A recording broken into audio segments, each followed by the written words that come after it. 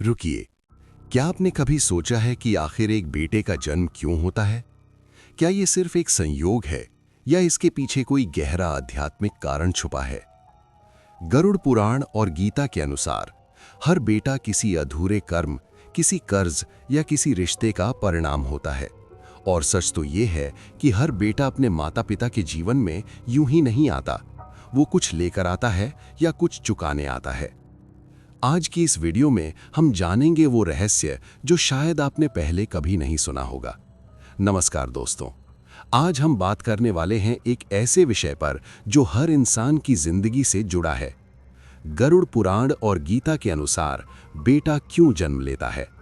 ये कोई साधारण कहानी नहीं है, बल्कि कर्म, जन्म और रिश्तों का गहरा सच है। तो वीडियो को अंत तक जरूर देखें, क्योंकि अंत में जो बात मैं बताऊंगा वो आपकी सोच बदल देगी। प्राचीन ग्रंथों के अनुसार जब एक आत्मा इस संसार में जन्म लेती है तो वो अकेले नहीं आती। वो अपने साथ लाती है पिछले जन्मों के कर्म, रिश्ते और अधूरे वादे। गरुड़ पुराण में बताया गया है कि हर आत्मा अपने कर्मों का हिसाब चुकाने के लिए जन्म लेती है, और यही कारण है कि कुछ बेटे अपने माता पिता के लिए आशीर्वाद बनते हैं तो कुछ उनके जीवन में कठिनाइयां लेकर आते हैं। अब सवाल ये है, ऐसा क्यों? गीता के अनुसार ये संसार एक कर्म भूमि है। यहाँ हर रिश्ता कर्मों के बंधन से जुड़ा हुआ है। कुछ बेटे जन्म लेते हैं माता पिता का कर्ज चुकाने के लिए, कुछ बेटे आते हैं अपने पुराने कर्मों का फल देने के लिए, कुछ बेटे आते हैं अपने पुराने कर्मों का फल देने के लिए, और कुछ अपने माता पिता को जीवन का सबसे बड़ा सबक सिखाने के लिए। कभी आपने देखा होगा, एक ही घर में दो बेटे होते हैं, एक माता पिता की सेवा करता है और दूसरा उन्हें दुख देता है। ये कोई संयोग नहीं है, ये है कर्मों का परिणाम।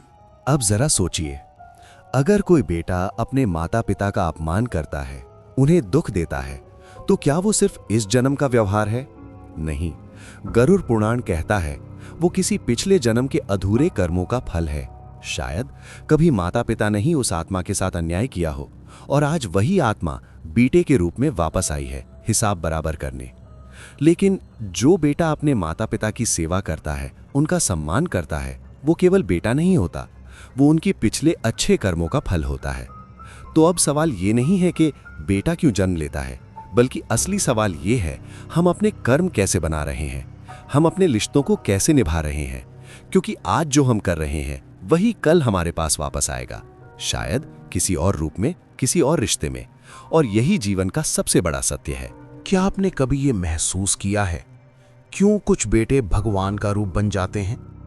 गरुड़ पुराण के अनुसार जब एक आत्मा जन्म लेने वाली होती है तो उसे अपने पिछले जन्मों के कर्मों के अनुसार एक परिवार मिलता है, और उसी के आधार पर तय होता है कि वो बेटा अपने माता पिता के लिए सुख बनेगा या दुख। कहा जाता है, अगर किसी माता पिता ने पिछले जन्म में किसी की सेवा की हो, किसी की मदद की हो, तो वही आत्मा उनके घर बेटे के रूप में जन्म लेती है और उनका जीवन खुशियों से भर देती है। लेकिन अगर पिछले जन्म में किसी के साथ अन्याय हुआ हो, किसी का दिल दुखाया गया हो, तो वही आत्मा वापस आती है, लेकिन इस बार बेटे के रूप में। और फिर शुरू होता है तकरार, अपमान, दुख और दूरी। आपने अक्सर देखा होगा, कुछ बेटे अपने माता पिता से दूर हो जाते हैं, उनकी इज्जत नहीं करते। ये सिर्फ आज की सोच नहीं है, ये है कर्मों का अधूरा हिसाब। एक छोटी सी कहानी सुनिए। एक बूढ़ा पिता हर दिन अपने बेटे का इंतजार करता था, जिसे उसने बहुत प्यार से पाला था। लेकिन बेटा बड़ा होकर शहर चला गया और धीरे धीरे उसने अपने पिता से रिश्ता ही तोड़ दिया। एक दिन वो बूढ़ा पिता अकेले बैठा सोच रहा था, मैंने ऐसा क्या किया था जो मुझे ये दिन देखना पड़ रहा है। और तभी उसे अपने पिछले जीवन की एक झलक याद आई, जहां उसने भी अपने पिता को अकेला छोड़ दिया था। और उस दिन उसे समझ आ गया, ये सजा नहीं है, ये कर्मों का फल है। तो दोस्तों, अब आप समझ गए होंगे, बेटा सिर्फ एक रिश्ता नहीं है, वो एक कर्मों का आईना है। जो हम करते हैं वही हमें वापस मिलता है। अगर हम प्यार देंगे तो प्यार मिलेगा, अगर हम दुख देंगे तो दुख ही लौट कर आएगा। और यही कारण है कि एक ही घर में दो अलग अलग स्वभाव के बच्चे होते हैं। देखिए, पुराण के अनुसार हर आत्मा इस संसार में 3 प्रकार के कर्ज लेकर आती है। माता पिता का कर्ज, समाज का कर्ज और अपने कर्मों का कर्ज। और इन कर्जों को चुकाने के लिए ही उसे बार बार जन्म लेना पड़ता है। लेकिन हर कर्ज इतना आसान नहीं होता कि एक ही जन्म में खत्म हो जाए। कुछ कर्ज इतने गहरे होते हैं कि उनका हिसाब कई जन्मों तक चलता है। सोचिए, एक बेटा अपने माता पिता की सेवा करता है, उनके लिए सब कुछ करता है, लेकिन फिर भी उसके जीवन में शांति नहीं होती। क्यों? क्योंकि वो केवल इस जन्म का कर्ज नहीं चुका रहा, बल्कि पिछले कई जन्मों का हिसाब भी बराबर कर रहा है। और दूसरी तरफ कुछ बेटे ऐसे भी होते हैं जो अपने माता पिता से दूर रहते हैं, उनका कर्ज अधूरा छोड़ देते हैं। गरुड़ पुराण कहता है, ऐसे कर्ज कभी खत्म नहीं होते, वो अगले जन्म में फिर सामने आते हैं। अब जरा इस बात को दिल से समझिए।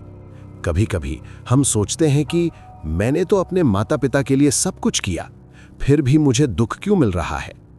असल में हम सिर्फ इस जन्म को देख रहे होते हैं, लेकिन आत्मा कई जन्मों की यात्रा कर रही होती है।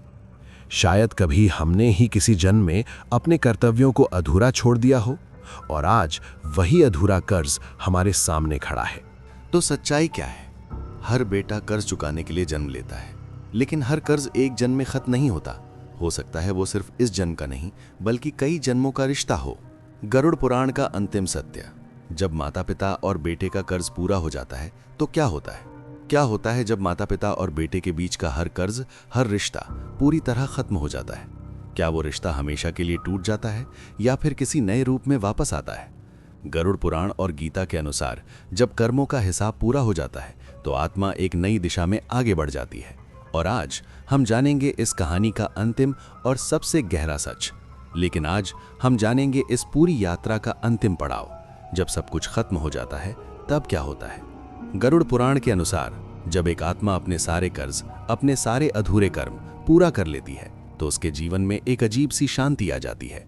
अब कोई शिकायत नहीं होती, कोई अपेक्षा नहीं होती, कोई बंधन नहीं रहता। ऐसे में माता पिता और बेटे का रिश्ता भी धीरे धीरे बदलने लगता है। न कोई झगड़ा, न कोई दर्द, बस एक शांत स्वीकृति। अब सवाल आता है, क्या इसके बाद वो रिश्ता खत्म हो जाता है? गीता के अनुसार आत्मा कभी खत्म नहीं होती, वो सिर्फ अपना रूप बदलती है। जब कर्ज पूरा हो जाता है तो वो आत्माएं एक दूसरे से मुक्त हो जाती हैं। अब उन्हें एक दूसरे के साथ जन्म लेने की जरूरत नहीं होती।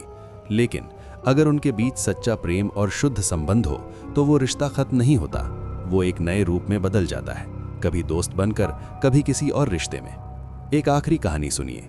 एक बेटा जिसने पूरी जिंदगी अपने माता पिता की सेवा की, और उसके माता पिता जिन्होंने उसे हमेशा आशीर्वाद दिया।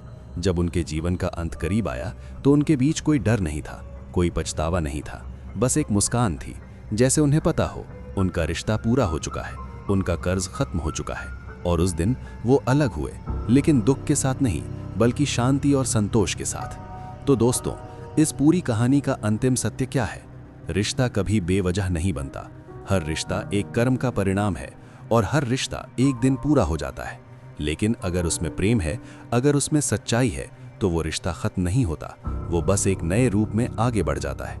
इसलिए अपने रिश्तों को समझिए, उन्हें निभाइए, नफरत और गुस्से को छोड़ दीजिए, क्योंकि हो सकता है ये रिश्ता आखिरी बार मिला हो सकता है ये आपका अधूरा कर्ज हो। और याद रखिए, जो आज आप दूसरों के साथ करेंगे वही कल आपके पास लौट कर आएगा। अगर आपको ये पूरी सीरीज पसंद आई हो तो लाइक करें और चैनल को सब्सक्राइब जरूर करें।